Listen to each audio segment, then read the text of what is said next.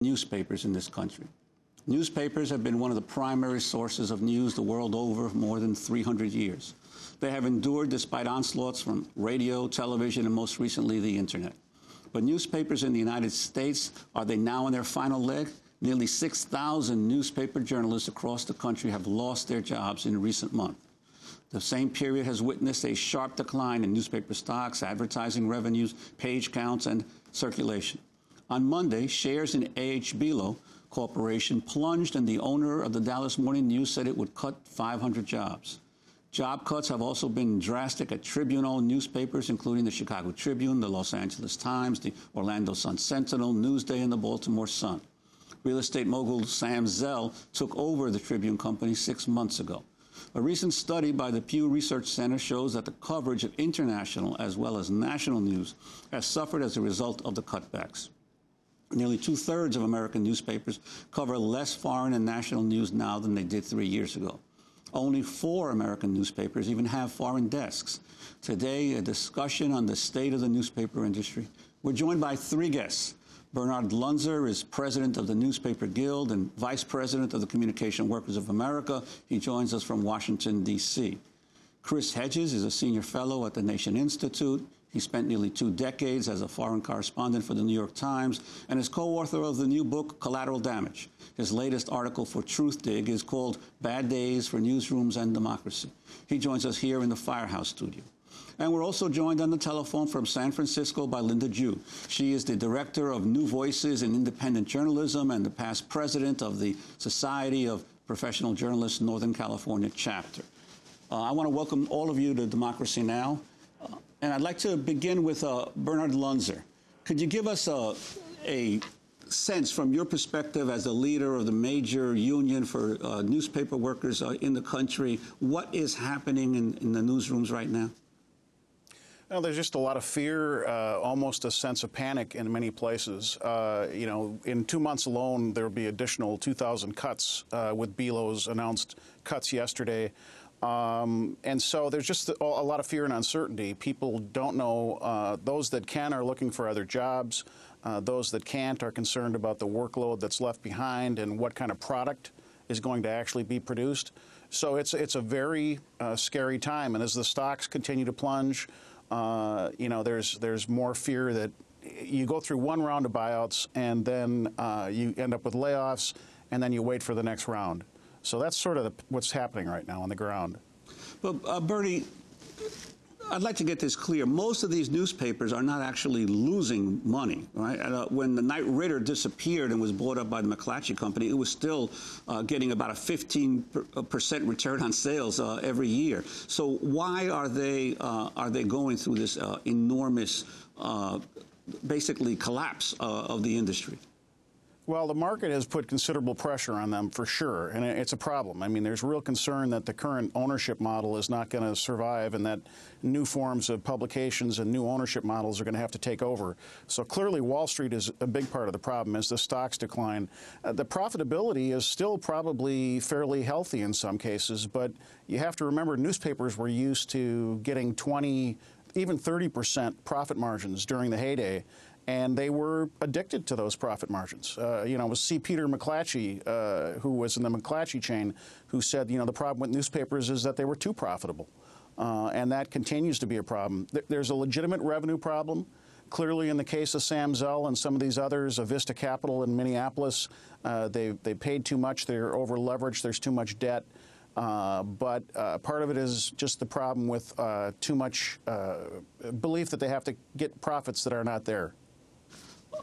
Linda Jue, I was with you this past weekend at the Unity Journalists of Color convention in Chicago, and you mentioned especially the impact on the Bay Area in one of your presentations, in one of the workshops, the impact on the Bay Area of journalists. Yeah. Media News owns 29 newspapers in Northern California, and they've just gone through their 4th layoff in a year. And the estimates are probably over 1,000 employees, and we're expecting more to be laid off. So, and I think, you know, more than just the employment issue, the coverage of those communities that where the media newspapers are located have been severely affected. But what they are telling the employees that are remaining is that, you know, the coverage is going to stay the same, even if and maybe even get better, but they'll just find different ways to do it. And you know, what's surprising to me is that many of the employees actually believe this, or they want to believe this. So, and the impact is it's pretty bad. It's pretty bad, and I think there's a kind of a post-traumatic shock syndrome going on now with the employees that have been laid off. Chris Hedges, what about that? That the coverage is going to get better with all of these reductions in staffs, and especially the foreign coverage. You were a foreign correspondent for many years at the New York Times, and the fact that so many of these operations now, even newspaper operations, have shut down their foreign bureaus. And what's the impact, especially in an increasingly globalized economy like we're living now?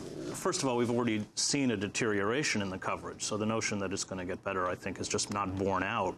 You know, increasingly newspapers in print form are replicating, trying to replicate the web, and to a certain extent trying to replicate what we see on television, which has been a complete disintegration of serious news gathering.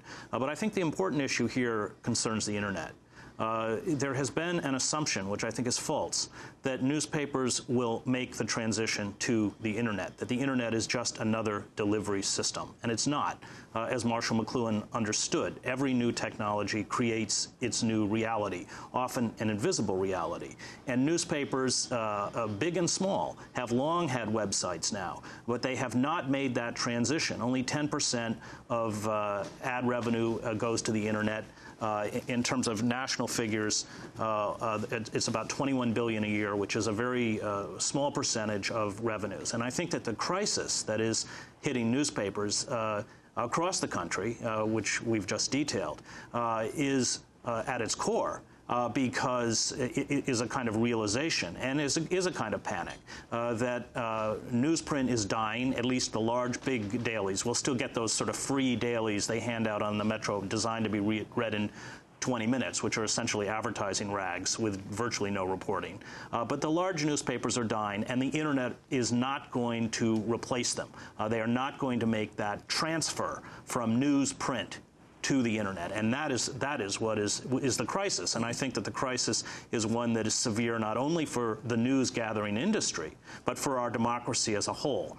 There's been a terrible corruption, of course, of the news gathering industry, in large part because, courtesy thanks to the Clinton administration, we now have 5 corporations essentially controlling everything that we read, see, hear, and ultimately think. And of course, that fusion of entertainment and news is one that has been completely has been devastating to those of us who care about impartial and honest news gathering.